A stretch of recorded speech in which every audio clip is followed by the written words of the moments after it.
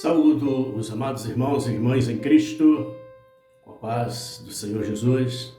Hoje, nossa escola bíblica dominical, vamos estar aprendendo um pouco mais da palavra de Deus e queremos, neste momento, falar sobre 1 João capítulo 2, verso 15 ao verso 17.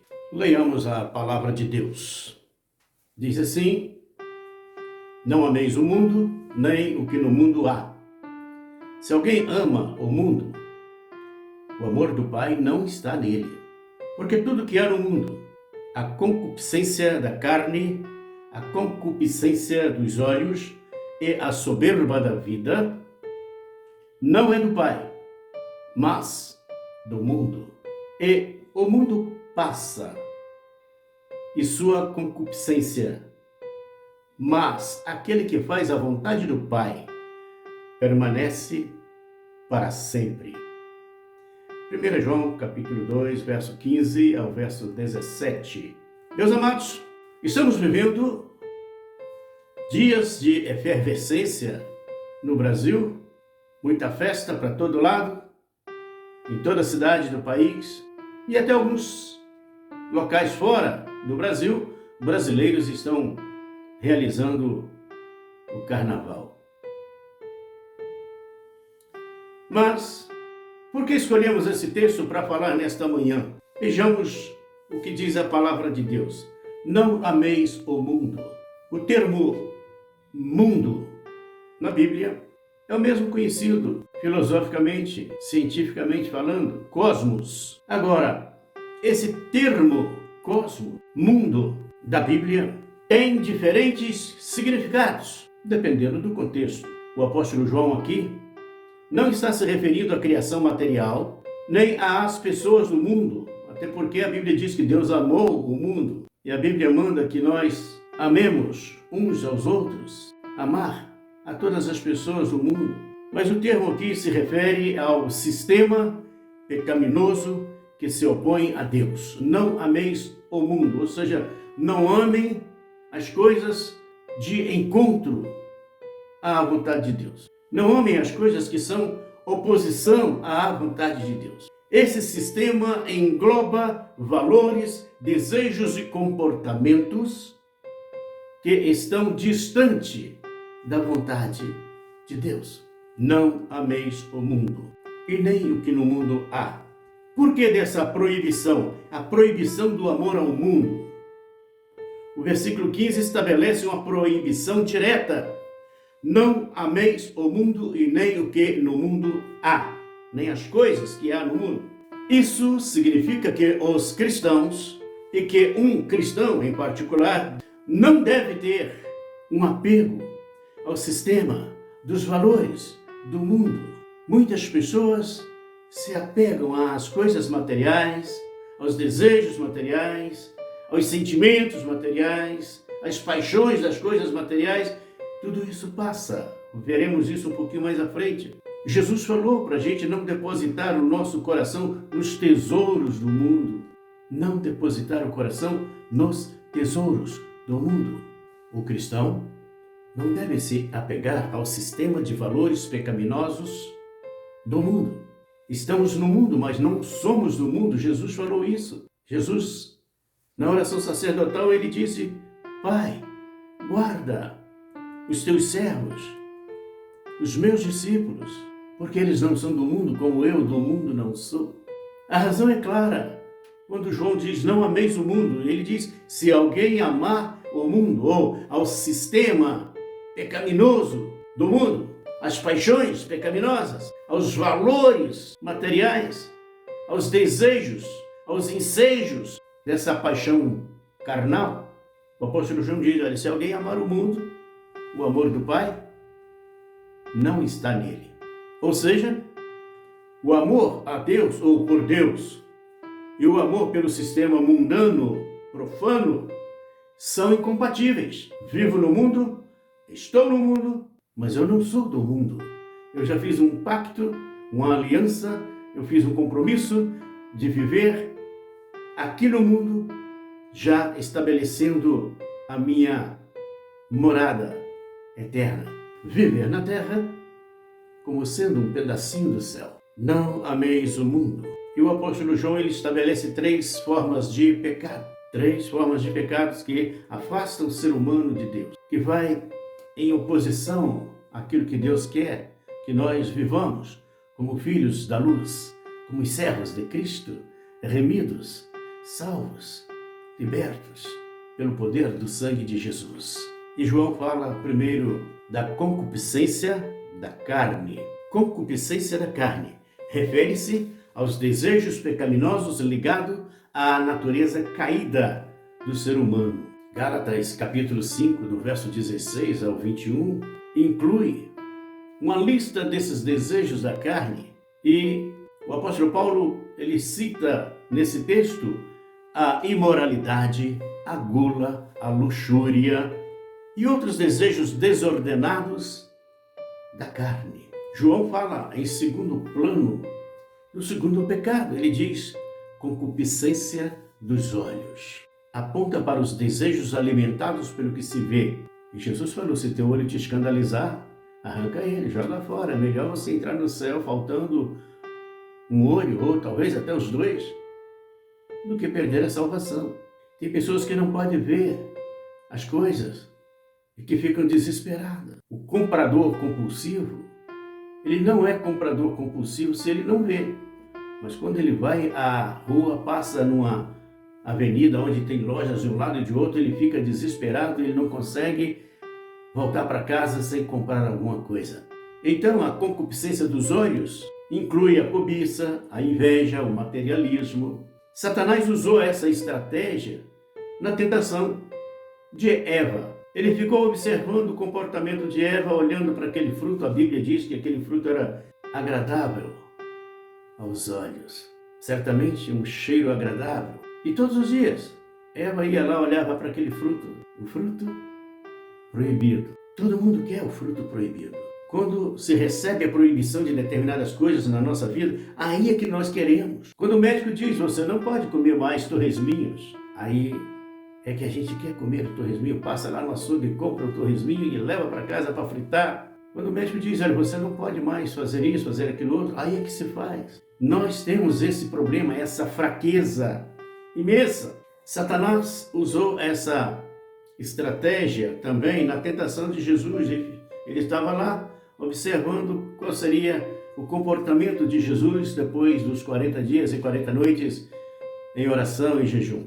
E a Bíblia diz que Jesus estava bastante enfraquecido, não é por menos. Em jejum e oração, ele estava numa luta contra a carne e também uma luta espiritual. O diabo estava ali do lado. E o diabo disse para ele, olha, se tu és filho de Deus, transforme as pedras em pães. E Jesus falou, não, nem só de pão viverá o homem, mas de toda a palavra que procede da boca de Deus. Se levanta ao pináculo do templo dizendo assim, pula daqui lá embaixo. Está escrito na Bíblia que os anjos vão correr, vão te receber nos braços. Você vai ser acolhido, protegido pelos anjos. Não irá tropeçar em coisa alguma, porque está escrito. Aí Jesus falou, eu sei, mas também está escrito, Satanás, não tentarás o Senhor teu Deus. Aí o diabo tentou ele, pelo poder, olha, te darei tudo o que você quiser. Tudo isso que você está vendo aqui, eu vou dar para você se você prostrado me adorar. Jesus disse, não, somente ao Senhor teu Deus adorarás e somente a Ele servirás. Olha a concupiscência dos olhos. Poder, riqueza, desejos provocados pelo olhar. Quando um homem olha para uma mulher, ou quando uma mulher olha para um homem, o primeiro olhar é normal, o primeiro olhar é normal. O pecado está no segundo olhar, que é onde alimenta-se o desejo do adultério, da prostituição.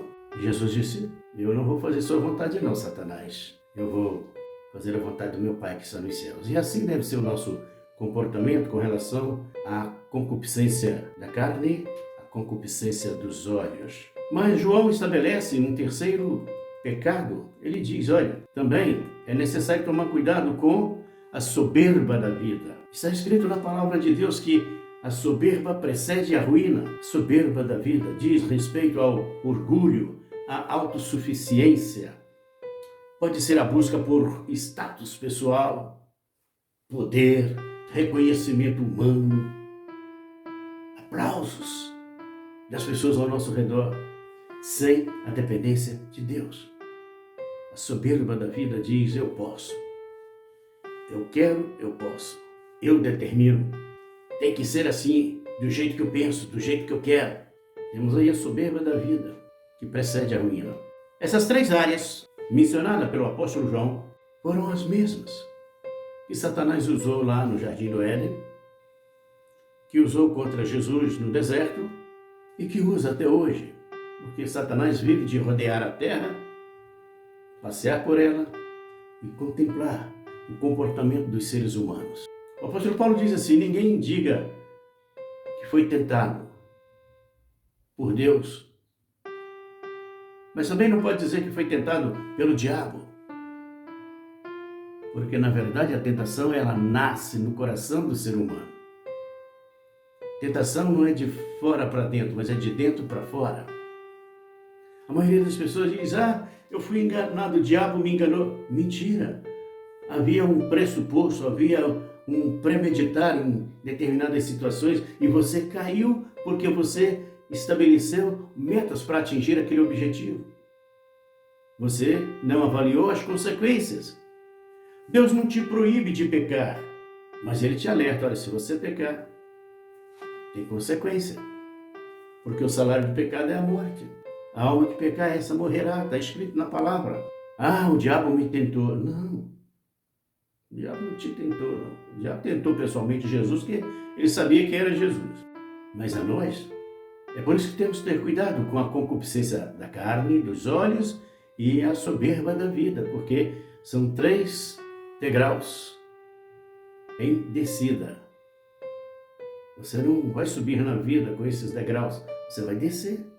E o apóstolo João diz, no versículo 17, sobre a transitoriedade do mundo.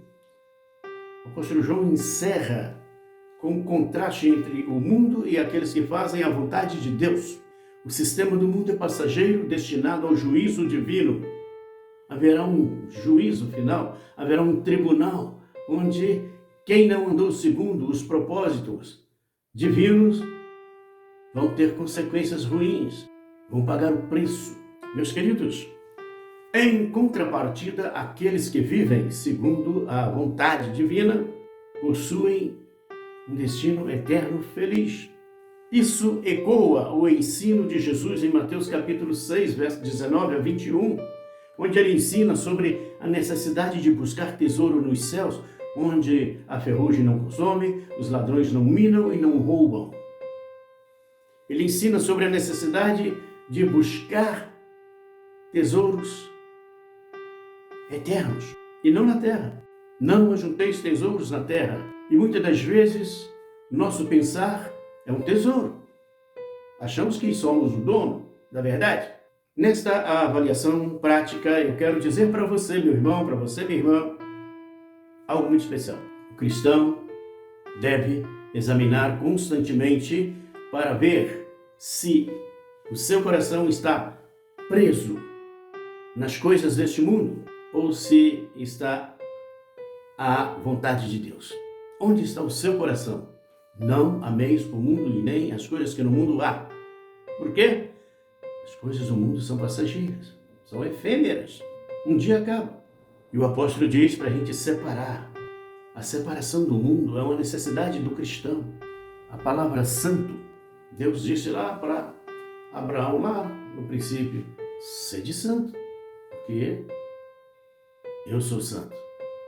Disse para o povo de Israel: sede santo, como santo é o vosso Pai, que está nos céus. E o apóstolo Pedro repete isso nas suas cartas. É preciso separar. É preciso deixar o mundo de lado na nossa vida. Isso não significa isolamento, mas uma vida de santidade, sem se conformar com os padrões mundanos.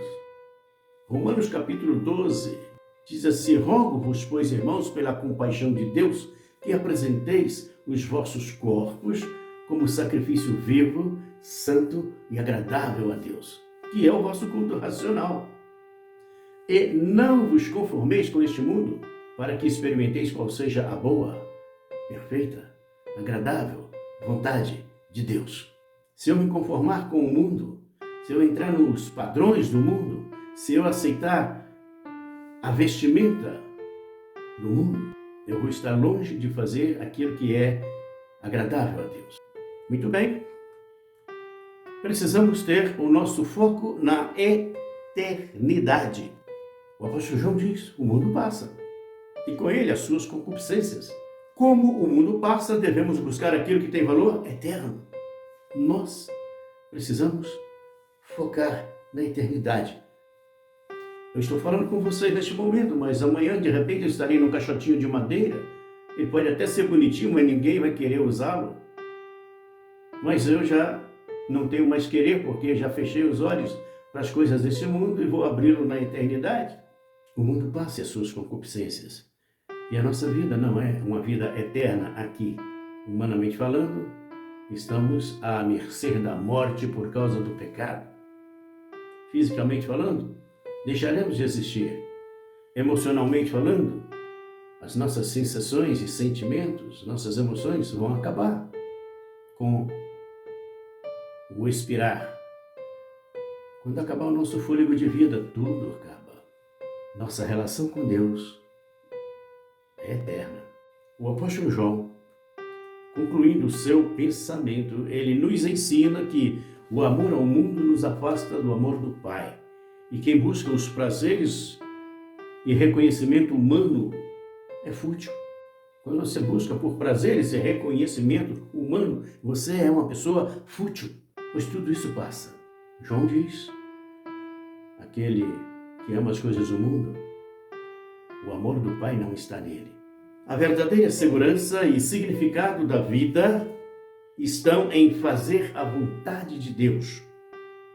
Por isso, nos garante uma recompensa eterna. Se procurarmos fazer a vontade de Deus, teremos a garantia de uma vida eterna com Deus. Meus queridos, como é gostoso entendermos o projeto de Deus para a nossa vida. Não ameis o mundo, nem o que no mundo há.